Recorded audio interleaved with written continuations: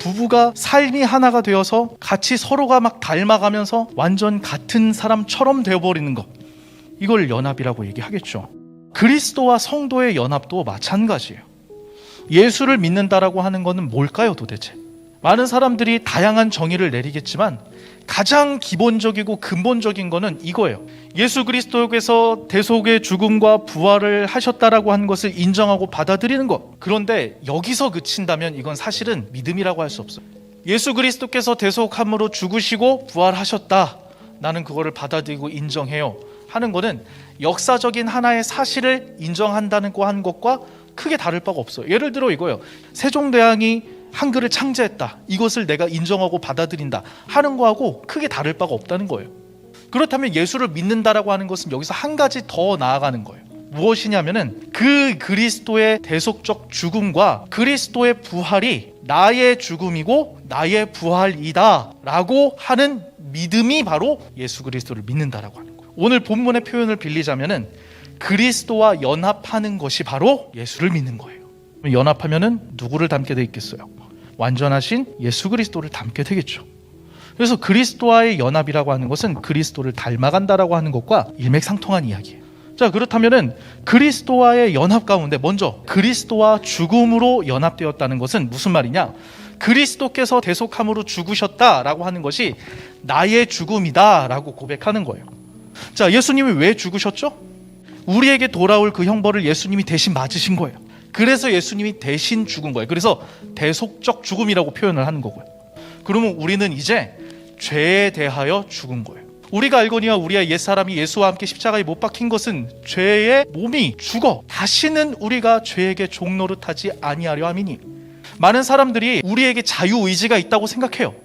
맞아요. 하나님이 처음 창조하셨을 땐 자유의지가 있었어요. 그러나 아담의 타락 이후에 사람은 자유의지가 더 이상 없어요. 선을 행하고 악을 행하고 이걸 선택할 수 있는 자유의지가 없어요.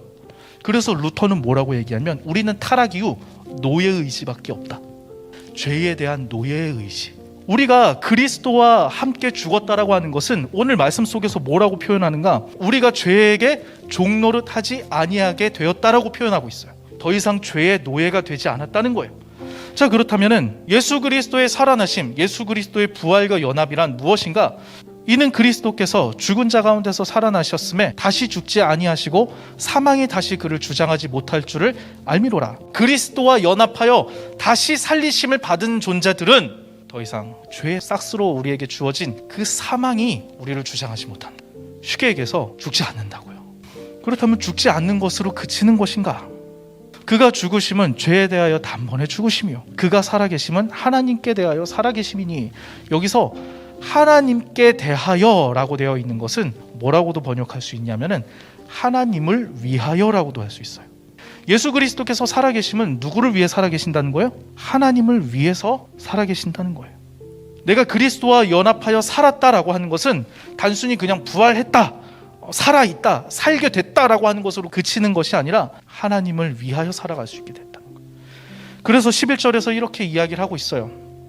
이와 같이 너희도 자기 자신을 죄에 대하여는, 죄를 위하여는 죽은 자요 그리스도 예수 안에서 하나님께 대하여는 하나님을 위해서 살아있는 자로 여길지어다.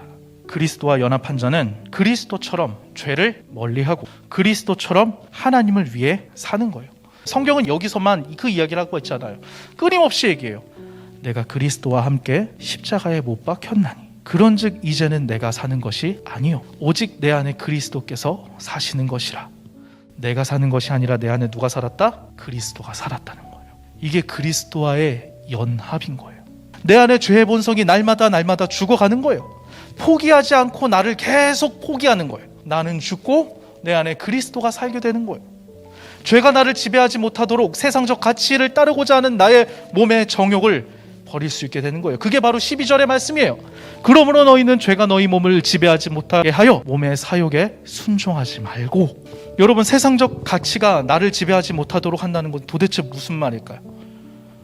그러므로 너희가 그리스도와 함께 다시 살리심을 받았으면 위의 것을 찾으라. 거기는 그리스도께서 하나님 우편에 앉아 계시느니라. 위의 것을 생각하고 땅의 것을 생각하지 말라. 목사님, 그럼 제 삶은 도대체 어딨나요? 애초에 우리 삶은 우리 게 아니었어요.